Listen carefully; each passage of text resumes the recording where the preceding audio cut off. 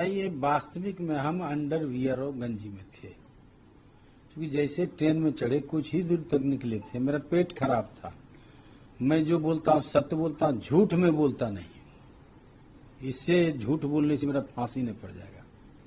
तो बात ये है तो दोस्तों आज मैं आपको एक बहुत अच्छा किस्सा सुनाता हूँ और ये किस्सा है बिहार के एक ऐसे विधायक का जो कि नीतीश कुमार की पार्टी, वहां की जो सरकार है उसी पार्टी जेडीयू के एक विधायक का, जो पटना के राजेंद्र नगर स्टेशन से वो भैया ट्रेवल कर रहे थे कहां पे, नई दिल्ली के लिए। तो तेजस एक्सप्रेस में वो ट्रेवल कर रहे थे और कोच भी ऐसा वैसा नहीं था, फर्स्ट क्लास A1 कोच था। तो पैसे वाले हैं, विधायक है, तो भैया A1 में ही सफर करेंगे।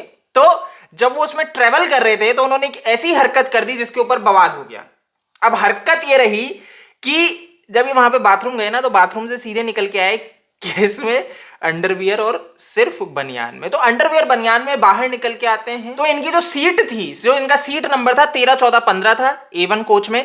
तो देखिए अपने 3 साथियों के साथ ये थे, उनकी 3 सीट नंबर थे। तो जब ये चड्डी बनियान में निकल के आते हैं तो वहां पे जो सीट नंबर था 22 और 23, तो वहां पे प्रहलाद पासवान बैठे थे और उनका परिवार था, ठीक है। तो उसमें महिला भी थी। तो इन्होंने विरोध किया कि आपको अपनी मर्यादा में रहना चाहिए, आप इस तरीके से कैसे महिलाओं के बीच में चड्डी बनियान में घूम रहे हैं। तो इसके ऊपर उन्होंने अपनी गलती मानने की बजाय, ठहरे भैया जेडीयू पार्टी के विधायक, तो उन्होंने गाली गलौज करना शुरू किया। आप सोच भी नहीं सकते कि ये व्यक्ति जो एक विधायक है ये आज के समय में कैसे हैं। इन्होंने गाली गलौज किया उस व्यक्ति के साथ। अब यही नहीं, इन्होंने फिर शिकायत की प्रहलाद पासवान ने इस व्यक्ति की। तो इन्होंने उल्टा इस प्रहलाद पासवान को पूरे दिल्ली तक के सफर में प्रताड़ित किया, गंदा पानी उनके मुंह में डाला, गाली गलौज किया, मारपीट की, सोने की चेन, सोने की अंगूठी छीन ली। मतलब चोर भी हैं, ठीक है। अभी तक तो सुना था जनता का पैसा चुराते हैं, बट तो अब गुंडागर्दी करके डायरेक्ट ही ले रहे हैं। अभी तक तो छुप के चुराते थे विधायक लोग जनता का पैसा।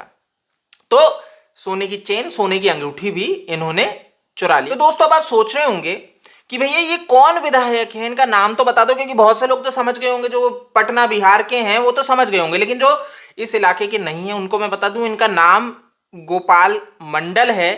तो गोपाल मंडल जी ने क्या किया, गुंडागर्दी की, एक ट्रेन में अपने पद का दुरुपयोग किया। पहले तो खुद गलत थे, उल्टा जो सही व्यक्ति ने इनकी गलती को भैया एक्सपोज किया, शिकायत की आरपीएफ को। अब देखो आरपीएफ को शिकायत, आरपीएफ जो रेलवे प्रोटेक्शन फोर्स होती है, तो ये जब आई तो इन्होंने सुलह करवाने की कोशिश की। लेकिन ये गोपाल मंडल जी इतने ज्यादा वो थे विधायक के उसमें नशे में चूर कि इन्होंने भाई प्रताड़ित उसी व्यक्ति को किया, प्रहलाद पासवान को। चलिए दिल्ली पहुंच गए, लेकिन प्रहलाद पासवान भी भाई कहां मानने वाले थे। इन्होंने दिल्ली पहुंच के शिकायत कर दी, एफआईआर लिखवा दी वहां पे, और इनके खिलाफ एफआईआर हो चुकी है। अब ऐसे में सुनिए, ये पूरा मामला तो आपको समझ में आ गया, आपको समझ में आ गया गोपाल मंडल कितने गलत हैं।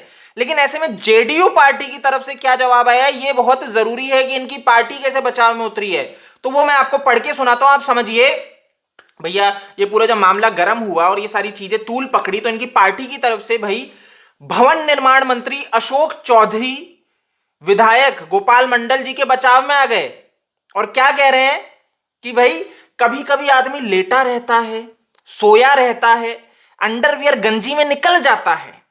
हालांकि सार्वजनिक जगह पर इन सब मर्यादाओं का ख्याल रखना चाहिए, वो भी तब तक आप माननीय विधायक हो, वो भी तब जब आप माननीय विधायक हो। वाह, मतलब आप कैसे बोल सकते हो, आपका व्यक्ति गाली गलौज कर रहा है अपनी गलती मानने की बजाय, और आप उस व्यक्ति को डिफेंड कर रहे हो, आप उसी व्यक्ति को आगे बढ़ा रहे हो। उसकी गलती खामियों को, उसको सजा देने की बजाय, उसको भैया निलंबित करने की बजाय इनकी पार्टी उसके बचाव में कूद गई। देखो ये विधायक का खेल है, पार्टी गिर जाएगी ना। ऐसे व्यक्ति को हटा दिया तो एक करप्ट जैसे लोगों को लेके, ऐसे गुंडे गाली गलौज करने वाले लोगों को अपनी पार्टी में लेके फिर हटा नहीं सकते। ये हर पार्टी का असली रूप है। तो यार ये सभी, ये छवि, ये गंदगी सुधरनी चाहिए, सफाई होनी चाहिए, ठीक है।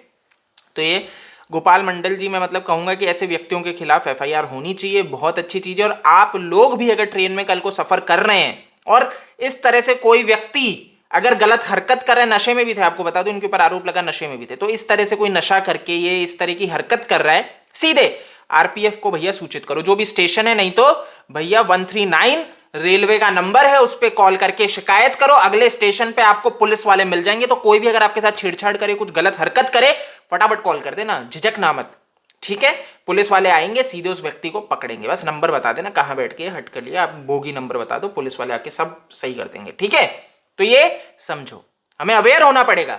चलिए दोस्तों, तो अगर आप भारत में सफर कर रहे हैं, भारत की ट्रेन में सफर कर रहे हैं, तो डरने की आवश्यकता नहीं है। ऐसे लोगों को भाई ऑब्वियस सी बात है, लाइन पे लाने के लिए पुलिस बल तैनात है। ठीक है, चलिए इस वीडियो को शेयर कर दीजिए। आप अगर नए हैं तो चैनल को सब्सक्राइब कर दीजिए। जय हिंद।